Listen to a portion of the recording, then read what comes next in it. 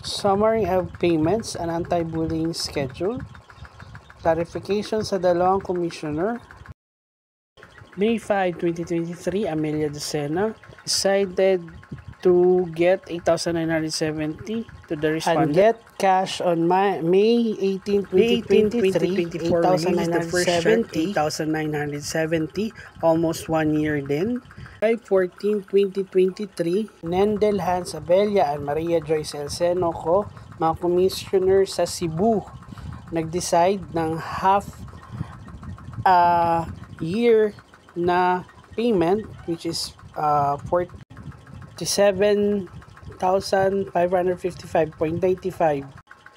Na-release yung decision nila January 20, ginawa ng writ of execution February 28, 2024, ginawa ng writ of execution ni Alvin Idlisan and na-receive sa totoong bangko April 2024.